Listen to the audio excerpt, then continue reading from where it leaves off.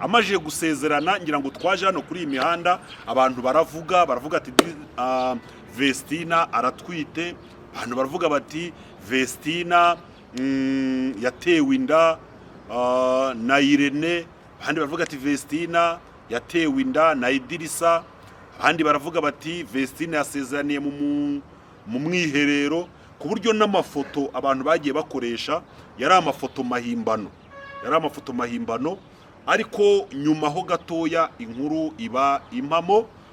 Ngira ngo Irene Murindahabe aza gushyira ahagaragara video y'ubukwe bwa Vestina. Abantu baravuga bati gitumye Vestina asezeranye aratwite n'ukubera icyo umwana mutoya. Ibi mbanje kwivuga ariko ndaza kubabwira agahinda gakabije afite, ndetse yatewe n'itorero cyangwa se idini ya ADPR, cyane cyane yuko muri iyi minsi yateranye amagambo n'umuvugizi w'itorero rya ADPR cyangwa n'umushumba mukuru w'itorero rya ADPR akaba n'umuvugizi waryo Reverend Pastor Ndayizeye Isayi nk'uko bivugwa. Iyo nongeyeho ngo nk'uko bivugwa, ubwo nuko ntari buze gushyiraho ayo magambo, aka gatwe kanjye nyabuneka mu karindi uruguma, sibyo ni amakuru y'abamotari, n'andi bari ku mihanda. Ariko Vestina we yaratuye avuga agahinda kari ku mutima we. Twikomereza ikiganiro cyacu rero, byagenze gute? Vestina baravuga bataratwite, igitumye asezerana huti. Vestina nukugira ngo abyare afite umugabo, igitumye Vestina asezerana huti na amafaranga akurikiye y'uyu muhegwe wo muri Burkina Faso waronse amafaranga akiri muto, kuko byavuga ko ngo yabaye meya muri Burkina Faso, agira uruhare mu gushyira ku butegetsi uriya mu perezida uriya mu kapiteni Traoré, Ibrahim Traoré wa Burkina Faso.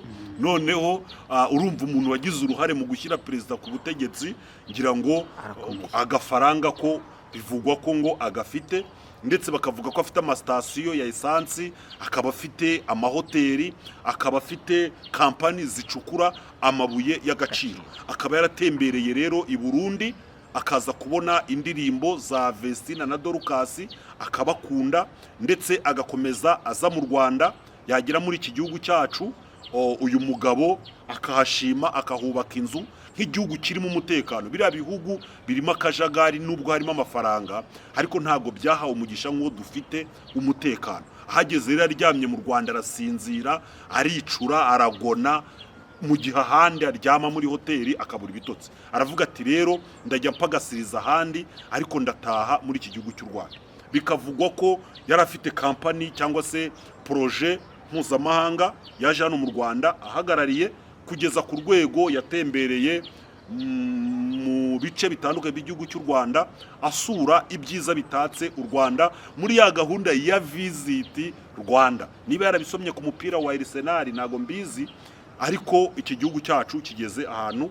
Aroderutse kuganira aravuga ati igihugu kimaje kuba umutobe, ati kiraryoshye. Burya umutobe n'umwana arawushobora, n'abasaza, nubwo abasaza b'uyu munsi bavuze ngo banywa ibintu bishaririye, ariko burya namabura kindi, burya bari uburwayi bwo mu kanwa. Iyo umuntu agezaho mu kanwa anywa ibintu bisharira akumva nibyo biryoshye, burya aba yararwaye, inyama zo mu kanwa zarapfuye atacyumva gu. Buriya umuntu muzima ibintu bimuryohera ni ibintu biryohereye. Yageze mu gihugu cy'u Rwanda yarigase, igihugu kimubana umutobe, atemberera mu ngagi mu birunga. Babwire ko muri aka gace ka Afurika hano hari ingagi ni mu Rwanda na Repubulika Iharanira Demokarasi ya Kongo. Zikaba zereye muri parike ya Virunga muri Kongo, iwacu zikaba ahitwa mu Kinigi. Muri parike ya Virunga kubera FDLR, kubera mayimayi za Kutumba n'ibindi, ukandagira y'umutwe bakagira gute bakawukuraho. Ubwo rero ingagi uzishaka wese welcome in Rwanda, agahita ajya mu Kinigi. Agezeyo rero nibwo banamubwira ko abana b'abakobwa batuye hariya hafi Musanze. Ntabwo rero najya kuvuga uko bamenyanye, ngira ngo ntabwo wamenya aho intari guru umuhigo, gusa byarangiye bamenyanye, aratebera agwamo. Harebye abana b'abanyarwandakazi, akubise hariya asanga abanyarwandakazi ni abakobwa beza. Ariko nuko ndi kujya mu bintu byinshi nashaka ndagira, ariko reka nze ndagira ngo mumenye neza umubabaro Vestina afite, mwumve ko atarakwiriye kuba ufite. Uyu ari umugisha w'Imana yakiriye. Vestina rero abahuye na Idirisa baba baramenyanye, ndetse bamenyana Vestina akiga no mu ishuri nk'uko amakuru abivuga, ariko Idirisa aramufasha kugeza ku rwego Idirisa yashimwe n'umuryango wo kwa Vestina. Amakuru avuga ko yanabimuye abakura mu ruhengeri rw'ibihunge arabazana abatuza mu mujyi wa Kigali aha mu karere ka Gasabo. Idirisa niyubahwe. Baravuze bati aya niyo masezerano twari dutegereje, ari nyina, ari se, ari bene nyina Vestina. Baravuga ati iby'Imana yavuze igize gute, irabisohoje. Vestina rero agize acya yemeranije na Idirisa nk'umuhungu n'umukobwa. Abaje Idirisa ati nge ndi umurokore, ndi umukirisitu. Bizwi ko abantu bo mu bihugu byiriya mu burengerazuba bwa Afurika abenshi ni abayisilamu. Idirisa aramubwira ati niyo naba umusilamu ngira ngo ikorowani nayireka ngafata Bibiliya. Aramubwira ati icyo mbese njyewe ndi umukirisitu. Baba babyinjiyemo, ndetse bivuga ko ngo Idirisa ashobora kuba ari umukirisitu w'umurokore w'iyo ngiyo muri Burkina Faso. Cyane cyane ko hari igihe tujya twibeshya tukagira ngo abarokore nabo mu Rwanda, ariko munibuke ko uburokore butavuye mu Rwanda. Icyo mubimenye, nta dini na rimwe ryigeze rishingirwa mu Rwanda. Niba hariho n'uwarishinze nka Apotre Gitwaza, ariko nawe ubukristo afite abukomora muri Pentecote, ariko iyo Pentecote ntiyavuye mu Rwanda. Nujya kwa Masasu ugasanga Zayoni yashingiwe mu Rwanda, ariko Masasu ubukristo afite ntabwo yigeze abukura mu Rwanda, abukura muri Pentecote. Nta muntu ufite ubukirisitu bw'Abanyarwanda ntibubaho. Ubukirisitu bwose bwavuye iriya mu burasirazuba bwo hagati, aho Yezu yiyerekaniye akavukira, agatoranyiriza intumwa bava mu Isiraheli bakomeza i Buraya, ubutumwa buva i Buraya buza muri Afurika. Ntabwo rero abakirisitu ari abo mu Rwanda gusa, nta nubwo n'abarokora ari abo mu Rwanda gusa. Uko Abanyarwanda bakijijwe niko no mu mahanga yose harimo abandi bantu bakiriye Yesu baramwizera barakizwa. Bivugwa ko rero ngo Idirisa ashobora kuba ari umukizwa ariko w'iyo ngiyo muri Burkina Faso. Cyane cyane ko Dorcas yarabihamije, aravuga ati njyewe ntabwo nari kwemera umuhungu udakijijwe, udasenga, utari umukirisitu. Aravuga ati umugabo wanjye arasenga, ni umukirisitu, kandi niwe Imana yari yaransezeranije. Hari abavuze bati rero Vestina Imana ntabwo yaha umugabo w'umunyamahanga, ntabwo bishoboka. Ariko nanone Bibiliya ivuga ko Yakobo yagiye gushakira umugore i Panadaramu, hari mu kindi gihugu. Ngira ngo Mose yazanye umugore muri Egiputa, umunyegiputakazi, hari mu kindi gihugu. Mbese Imana ni ntangiye kuvuga ngo ni international, oya. Imana no omnipresent, ibera hose icyarimwe. Ibera hose icyarimwe. Ubwo rero Vestina yemeranije n'umugabo we, bamaje kwemeranya n'umugabo we, agira abantu bake bo muri ADPR abyongorera nk'itorero ryamureze rikamubyaza ubutumwa. Baramubwira bati nta kibazo. Vestina abagiza cya abagiye mu murenge hariya wa Kinyinya, ngira ngo arasezerana ku manywa y'ihangu. Ubukwe buraba, abantu baraniyakira, abantu barifotoza. Ubu bukwe bwose mugiye ku macanozi atandukanye hano mu Rwanda, ngira ngo mwarabubonye. Hakurikiyeho iki rero, ngira ngo n'abashumba bariye intama, niko twabyita mu Kinyarwanda. Abashumba bariye intama, cyangwa se biranababaje ku umuriro wakwaka hagati y'itorero n'umukirisitu, kandi nyamara umwe muri abo abafite inshingano zo kuzimya uwo muriro urimo kwaka. Vestina rero abatangiye imyiteguro y'ubukwe, aba yegereye itorero, ngira ngo ubwo yegereye umudugudu cyangwa se ubu wahindutse itorero. Aravuga ati mfite ubukwe, arabibatekereza, baravuga ati iyo dosiye ni iyo kujya kuri paruwase. Vestina kacikaci no kuri paruwase, cyane cyane ko Vestina ubu ari mu bantu bishoboye muri iki gihugu. Ntabwo kujya kuri paruwase bigisaba gutega akamoto, ni ugufata nka tagisi voiture. Urumva yasezeranye ivangamutungo risesuruye, yasezeranye ivangamutungo risesuruye. Ubu rero ni umwe mu bantu bishoboye bafite amafaranga. Abagiye kuri paruwase, hakubise kuri paruwase abahaye inkuru y'ubukwe, abasobanura ko ari umunyamahanga. Niba ari bwo hari kuri paruwase bari bumvisha umukobwa ugiye gusabwa n'umunyamahanga, bati ibyo biraturenze, no kujya ku rurembo. Vestina kacikaci no ku rurembo. arababwiye ati mfite umugabo, bati nuwo mu kahe gace, bati mu Burkina Faso. Umushumba ururemba ati mu kujya kureba Ndayizeye Isayi, umuvugizi w'itorero rya ADEPR ku rwego rw'igihugu, ati ubwo bibaye ibyo mu bihugu ntago bikiri iby'indembo.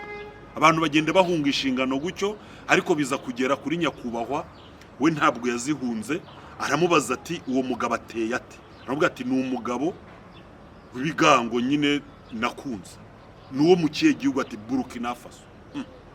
Ese ko bambwiye ko ari umusilamu, ngewe n'ikintu nibaza ni bande bazana amakuru nyirayahari? Arabaza ati ninde wazanye amakuru ahangaha? nge nkuzaniye amakuru, umugabo wanjye ni umukirisitu. Undi aramubwira ati rero niba ari umukirisitu, abakirisitu bagira ibintu bibaranga, genda uzane ibyangombwa. Idirisa yikubise wa Gadugu, hazanye icyemezo cy'amavuko. Urumva cyo yari yanakizanye hariya mu Rwanda kugira ngo bamusezeranye. Kandi bujye ufite pasiporo, bujya pasiporo nongere mbibabwire, dosiye iguhesha visa ibirimo ibyangombwa byose. Abayikubise wa Gadugu, abaragiye mu icaci giwabo, babamukubise icyemezo cyo ko ari umukristo kubw'ubuhamya. Haleluya, sibyo? Kubw'ubuhamya, niba byari byanditse mu Cyongereza cyangwa mu Gifaransa, ariko Burkina Faso bakoresha Igifaransa, bakoresha Igifaransa nigo rurimi rwabo ruri international, ruri rusange bakoresha.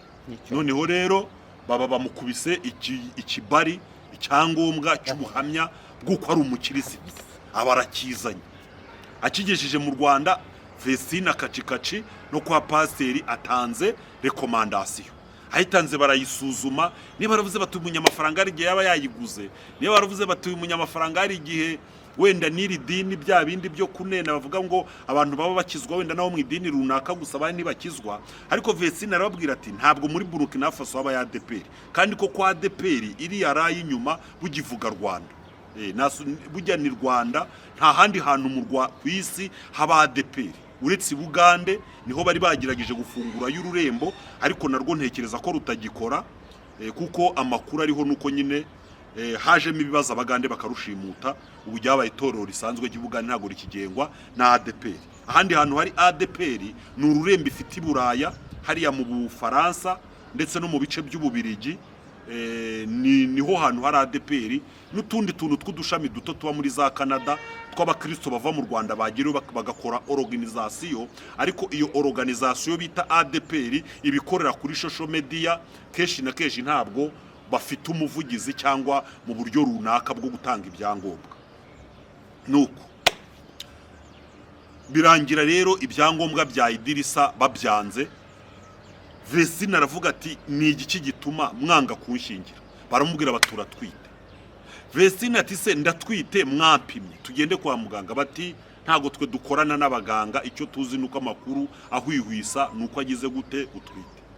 Ibyo bintu rero Vestine biramucanga, bimaje kumucanga nuko Vestine niko gufata icyemezo, ajya ahagaragara aravuga ati ku itariki zingahera ni ku itariki zingahe? 29. Ku itariki 29 z'ukwezi kwa gatatu, Vestine nibwo yagiye ahagaragara aravuga ati umubyeyi wanjye ADEPR, itorero navukiyemo rikandera nkagera ku rwego ngezeho, mbabajwe nuko ari ryo rimbabaje agahinda gakomeye, rikantera umubabaro ntazakira mu buzima bwanjye.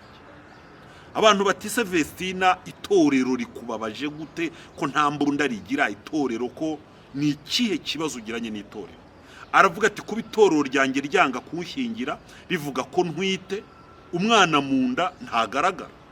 Ese ubu ngubu koko kuki barebesha ibitekerezo? Kuba itorero ryanga umugabo wanjye yazanye ibyangombwa by'uko ari umukristo rikanga kunshingira, itorero rirambabaje. Ngira ngo arisezera ku mugaragaro, ariko atararisezera ngira ngo hajemo izo saga bigera ku bashumba baterana amagambo. Nibwo inama ya ADEPR yateranaga banzura ko Vestine aho kumushingira ahubwo bagize gute bamuciye. Ubu Vestine baramutenze mu itorero rya ADEPR. Mu gitondo ro Vestine abyuka ajya muri salon de coiffure ashyiraho meshi, arangije nuko aravuga ati umubyeyi yarandiye ngayo ngo musengere Vestine ari mu gahinda, ese Vestina azasezeranira he? Bimwe mu bintu bimugoye ni ugushaka irindi torero ufite itorero wavukiyemo. Bene data mudukurikira kuri izi cano zose, ese birakwiriye ibintu ADPR yakoze nibyo? Ese ari ADPR na Vestina ninde wari mu makosa?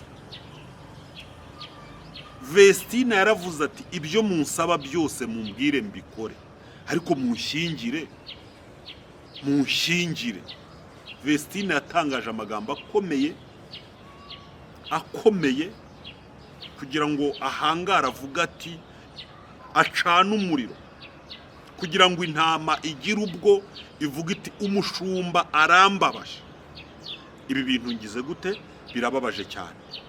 Abakobwa rero ngira ngo mwirinde kwemera abasore b'abanyamahanga, kuko ntabwo itorero rizabasezeranya. Murumva ibaye kuri Vestina, murabyumva. Icyo nanone twibaza, turavuga tuti se Imana ko yari yarabwiriye Vestina muri ADPR ko azashyingirwa, ese uyu mugabo koko niwe Imana yageneye Vestina? Hari amagambo Yohana yavuze abaza Yesu, aravuga ati harundi. Hari abatangiye kuvuga bati Vestina yaraguye, Vestina mbese ukurikiye amafaranga, Vestina bajya ibintu byinshi. Ariko ngira ngo ahantu Eva, cyo shimangira, ahantu Imana yakuye Eva ntawe uzi ibirometero byari hagati ya Adamu na Eva.